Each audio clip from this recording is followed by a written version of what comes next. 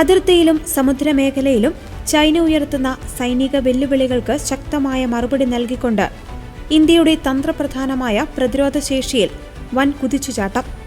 Defence research and development organisation June 10-11 തീയതികളിലായി നടത്തിയ ബഹുതല ballistic missile പ്രതിരോധ സംവിധാനവും പുത്തൻ നാവിക കപ്പൽ വിരുദ്ധ മിസൈൽ പരീക്ഷണവും വൻ വിജയം. ചൈനയുടെ വർദ്ധിച്ചുവരുന്ന ആണവ പരമ്പരാഗത ആയുധ ശേഖരണത്തെ പ്രതിരോധിക്കുവാനും ഇരു രാജ്യങ്ങളും തമ്മിലുള്ള സൈനിക അസന്തുലിതാവസ്ഥ ഇല്ലാതാക്കുവാനും ലക്ഷ്യമിട്ടാണ് ഇന്ത്യ അത്യാധുനിക മിസൈൽ സാങ്കേതിക വിദ്യകൾ ദ്രുതഗതിയിൽ വികസിപ്പിക്കുന്നത്. ഭൂഖണ്ഡാന്തര ബാലിസ്റ്റിക് മിസൈലുകളെ പോലും തകർക്കുവാൻ ശേഷിയുള്ള ലോകത്തിലെ മുൻനിര രാജ്യങ്ങളുടെ നിരയിലേക്ക് ഈ വിജയത്തോടെ ഇന്ത്യ ഉയർന്നു കഴിഞ്ഞു. പ്രതിരോധ മന്ത്രി രാജ്നാഥ് സിംഗ് സമൂഹ മാധ്യമങ്ങളിലൂടെയാണ് ഈ ചരിത്ര നേട്ടം രാജ്യത്തെ അറിയിച്ചത്.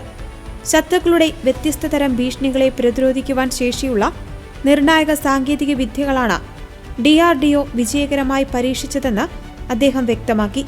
പരീക്ഷണത്തിനിടെ ശത്രു മിസൈലുകളായി സങ്കൽപ്പിച്ച ലക്ഷ്യങ്ങളെ പ്രതിരോധ മിസൈലുകൾ കൃത്യമായി തകർത്തു.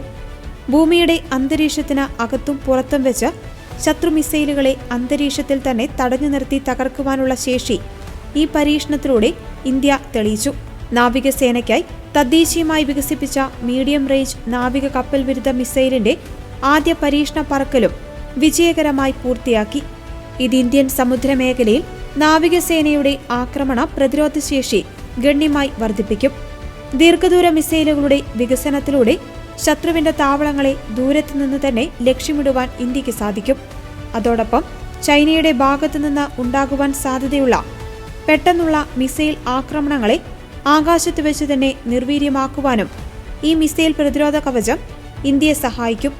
അതേസമയം ചൈനയുടെ വിപുലമായ മിസൈൽ വ്യൂഹത്തെ പ്രതിരോധിക്കുവാൻ പരമ്പരാഗത റോക്കറ്റ് ഫോഴ്സ് രൂപീകരിക്കുന്ന നടപടികളിലേക്കും ഇന്ത്യ കടക്കുകയാണ്.